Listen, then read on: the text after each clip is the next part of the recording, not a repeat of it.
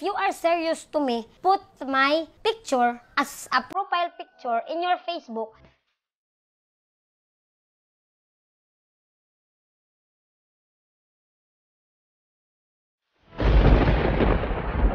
Monarkiya para sa ekonomiya.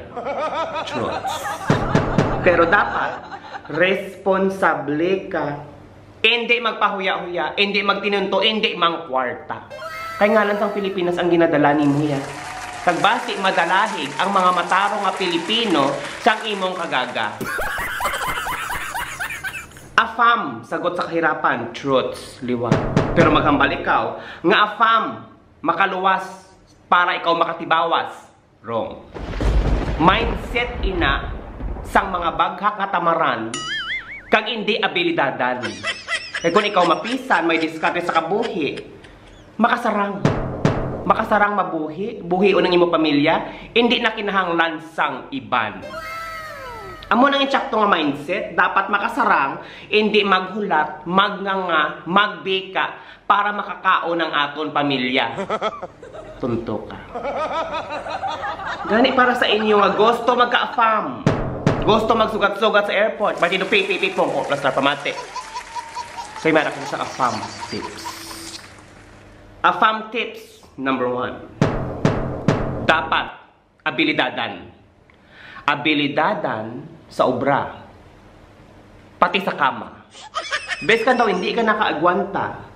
Padayon lang. No retreat, no surrender. Hambal nila. Ganit dapat, solong, muningning. Syagit, karipunait. Ikaduha, nga afam tips. Dapat mapisan. Dapat serbisyong totoo ang ihatag sa ila.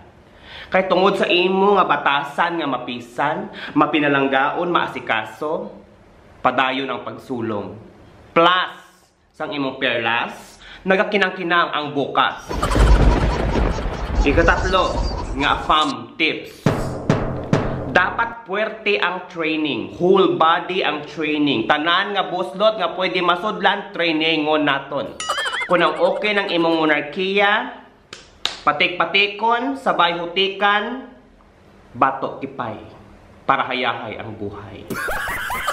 Kung okay na ang monarchy, because monarchy is the key, bakba naman ang triningon naton. Pues, practice sa ayos na tagpulo para garantisado, ready ka. Ikaapat, nga afam tips. Para padayon sa pag-asenso, padayon ang progreso. Kung ikaw, ginaluyahan, nadulaan sang pag-asa, may dagok sa kabuhi naton, paminsaron gid lamang.